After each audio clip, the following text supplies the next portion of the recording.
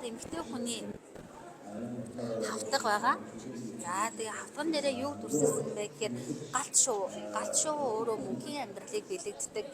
За хизээч нөгөө дуурч нууршгүй дахин ингэж нөгөө гал нурман дундаас амилдаг шуу гэдгээрээ за мөнхийн амьдралыг бэлэгддэг. За мөнцөг навчин хээг хэлсэн тийм ээ. За энэний маань одоо нөгөө нэг альва энэ Монголын энэ оюутан урлын ормонлоо болсон энэ зүйл маань нөгөө нэг оюутлын машин ордгоо 100% handmade гэдгээр дахин давтагдчихгүй байдаг. За тэгээ энэ хоёр торгыг нийлүүлж ойсон энэ хэсгийг нь болохоор боржгын хэмжээр за энэ зоосон ширний сүлжмэл за энэ нь болохоор зүү ороосон ингэж байдаг. За нөгөө талдаа болохоор юм цэцэгтэй. За тэгээд амсар нь хүртэл харагдж байгаа бах тий боржгын хэмжээрээр ингэж имдсэн. За тэгээд энэ нөгөө нэг уйлаанд хүртэл 8-тай одоо би түрүүн харуулж байсан 32 ширээсний гэсэн бол энэ 8-тай утасны зоосон ширний сүлжмэл тэгээд маань болохоор ингэж эмэгтэй хүний хавтга байгаамаа.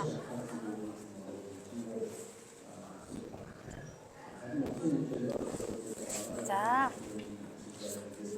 энэ нөгөө нэг ширээний коллекцэн дээр байгаа энэ зүйл маань болохоор ингэж цэцгийг за яг сувдаар нь гоёод за энэ хажуугаар нь болохоор Япон торго гэж яддаг те Япон торгоор ингэж эмдсэн.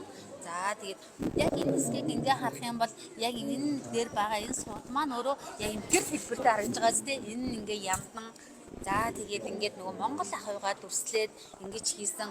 За тэгээд энэ дээр нь болохоор мөн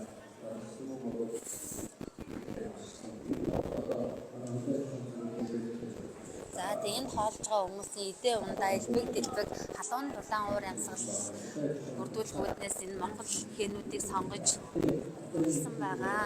Сайн байна уу? За энэ харагдаж байгаа за энэ харагдаж байгаа энэ дайлан бол бараг торгоных нь 80% ингэж ойсон. За мэдээж Чингис хааны нутаг учраас Чингисийг төсөөлүүлж хоёр бараар хамгаалагдаж байгаа энэ ингээд уулгастай энэ дунд харын дайлан байгаамаа.